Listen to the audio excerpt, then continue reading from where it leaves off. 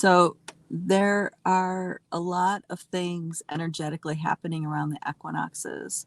And this does relate to our truth and knowing what's going on, but we have to understand that there are cycles that are natural and there's cycles that are synthetic. And equinoxes and solstices are really powerful times to renew our investment into cycles. So during the equinox, it's a time to, whatever your issues are that are in the way of, or that you feel that are in the way of you having happiness or knowing who you really are or anything like this, you know, it's going to be really up for you in these equinox cycles, because in the 2 weeks around the equinox, this is an opportunity to re-up into the cycle. And if it's a cycle that is in alignment with your truth, you're doubling down, so to speak, in the pursuit of happiness. And if you're re-upping into a cycle that actually is just validating the mask, validating who you think you are versus the actual truth of what's happening inside your heart, inside your spirit, then you're doubling down on continuing the false cycle, the false rhythm. Okay, we can call it the inorganic rhythm even. So in the equinoxes, it's a really potent time for shenanigans to take place. And the shenanigans really showed its head hard and fast in our community at Lightbody. It was kind of like the pain that was left from any unresolved stuff that is, in these, in the primary disempowerment cycles was up big time. And each of us have very different lenses and views to what this cycle or what this flavor is of this disempowerment. Okay.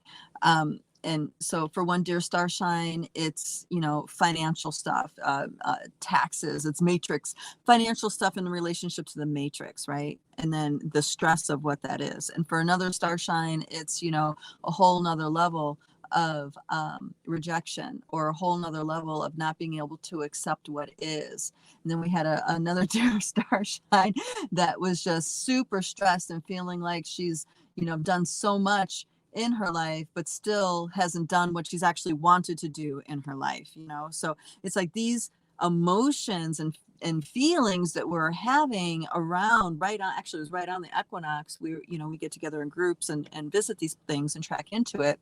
We were all feeling it. It was so strong, really super strong. And I just needed to remind everybody, it's like, yeah, I'm in this too. I have mine that's up too. It's really intense and very, very emotional. But at the same time, rather than going into those loops of, oh, I'm here again, I'm feeling stuck, it's understanding that it's most intense right before the breakthrough happens. Like it climaxes, you think you're going to break, you can't take it anymore, and then the breakthrough happens.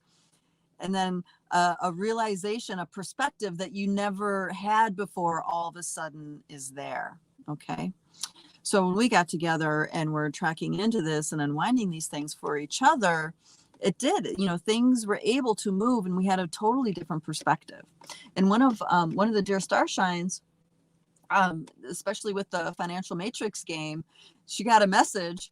She got a message from her, I think it was her bookkeeper, accountant, or whatever, and they realized that the whole thing was a mistake, and that the giant tax bill wasn't what they thought it was, and this bill wasn't what they thought it was. And it's like they, were not about to have this massive, tons of cinder blocks tons of cinder blocks put on their shoulders.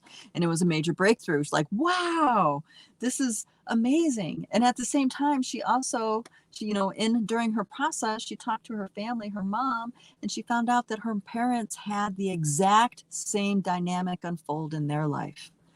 Okay. The difference is, dear sister Starshine in our community has been unwinding these energies and doing her ancestral work. So the threat of going through it again was there, right? But the actual construct in the reality for it to be so wasn't there.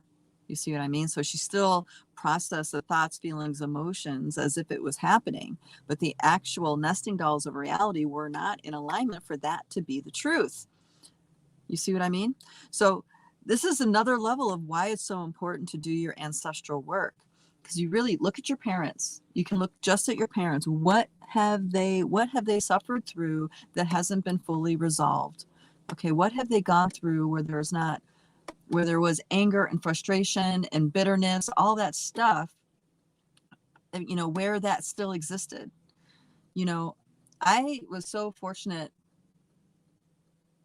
in a lot of ways to be with my mom when she was in her dying process.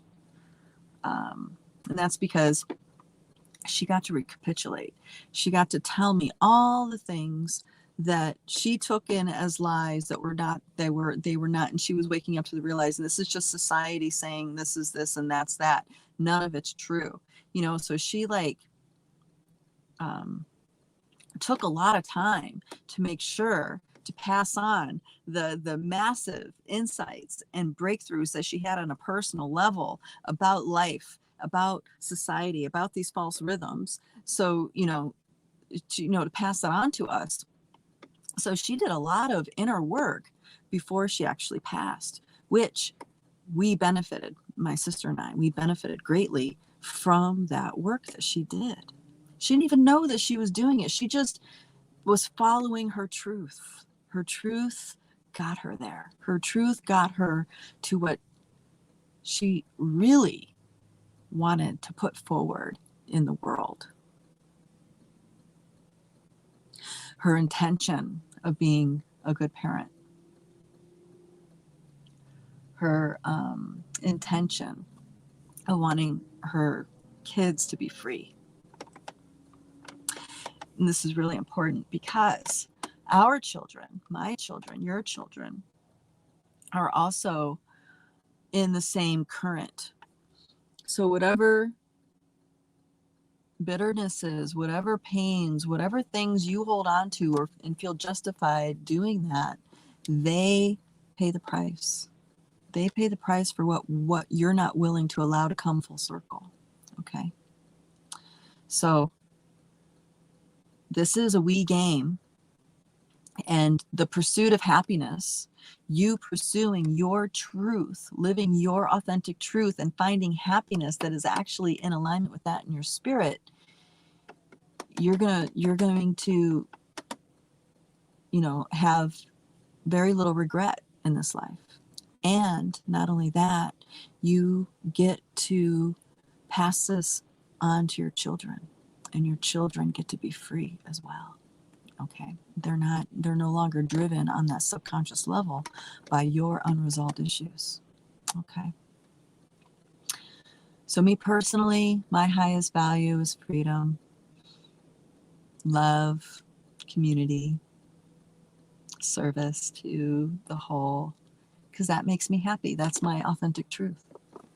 Now, it took me a long time to understand that and get here through this personal work. But if it wasn't for the ancestors, if it wasn't for the indigenous elders that have been working with me in my dream time all these years, if it wasn't for this huge community of beings in the ancestral realm, the elders, I wouldn't be here doing what I'm doing. So their vision, I'm talking about the elders now, their vision wasn't just about being happy. Their vision was about stepping outside of time. It was about stepping outside of these false rhythms and start reclaiming our sovereignty and our ability to dream this world into being, as in retake command of this realm again and quit deferring our authority and our responsibility off to these other synthetic systems. These systems are meant to keep us in a heavy state, keep us feeding these masks, keep us feeding these false constructs. So control is not ours, it goes to these constructs. Okay. And these constructs are in nesting dolls.